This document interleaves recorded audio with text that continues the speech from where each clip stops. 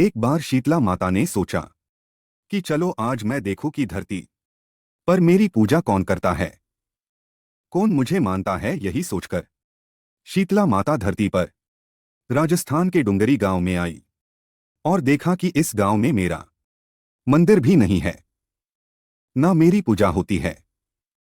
माता शीतला गांव की गलियों में घूम रही थी, तभी एक मकान के ऊपर से किसी ने चावल का उबला रस मांड नीचे फेंका। वह उबला हुआ पानी शीतला माता के ऊपर गिरा, जिससे शीतला माता के शरीर में छाले फफोले पड़ गए। शीतला माता के पूरे शरीर में जलन होने लगी। शीतला माता गांव में इधर उधर भाग भाग के चिल्लाने लगी, अरे मैं जल गई, मेरा शरीर तप रहा है, जल रहा है, कोई मेरी मदद करो। लेकिन उस गांव में किसी ने शीतला माता की मदद नहीं की। तभी अपने घर के बाहर एक कुम्हारन महिला बैठी थी। उस कुम्हारन ने देखा कि अरे यह बूढ़ी माई तो बहुत जल गई, इसके पूरे शरीर में तपन है, इसके पूरे शरीर में छाले फफोले पड़ गए हैं, यह तपन सहन नहीं कर पा रही है। तब उस कुम्हारन ने कहा, मातू यहां आकर बैठो, मैं तेरे शरीर के ऊपर ठंडा पानी डालती हूं। कुम्हारन ने उस बूढ़ी माई पर खूब ठंडा पानी डाला और बोली, हे मां, मेरे घर में रात की बनी हुई रावड़ी रखी है, थोड़ा दही भी है। शीतला माता ने ज्वार के आटे की रावड़ी और दही खाया, इससे शरीर में ठंडक मिली। तब उस कुम्हारन ने कहा, आमा बैठो, तेरे सिर के बाल बिखरे हैं, मैं तेरी चोटी गुथ देती हूं। और कुम्हारन शीतला माई की चोटी गूंथने हेतु कंघी काकसी बालों में कर रही थी। अचानक कुम्हारन की नजर उस बूढ़ी माई के सिर के पीछे पड़ी तो कुम्हारन ने देखा कि एक आंख बालों के अंदर छुपी है। यह देखकर वह कुम्हारन डर के मारे घबराकर भागने लगी। तभी उस बूढ़ी माई ने कहा, रुक जा बेटी, तू डर मत, मैं कोई भूत प्रेत नहीं हूं, मैं शीतला देवी हूं।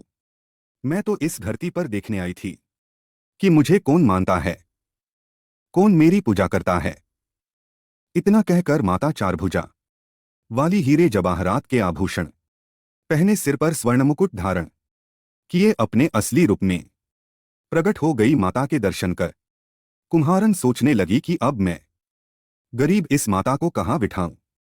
तब माता बोली, हे बेटी, तू किस सोच में पड़ गई। तब उस कुम्हारन ने हाथ जोड़कर आंखों में आंसू बहाते हुए कहा, मां, मेरे घर में तो चारों तरफ दरिद्रता बिखरी हुई है, मैं आपको कहां बैठाऊं। घर में ना तो चौकी है, ना बैठने का आसन। तब शीतला माता प्रसन्न होकर उस कुम्हारन के घर पर खड़े हुए गधे पर बैठ कर एक हाथ में झाड़ू, दूसरे हाथ में डलिया लेकर उस कुम्हारन के घर की दरिद्रता को झाड़कर डलिया में भरकर फेंक दिया और उस कुम्हारन से कहा, बेटी, मैं तेरी सच्ची भक्ति से प्रसन्न हूं, अब तुझे जो भी चाहिए मुझसे वरदान मांग ले।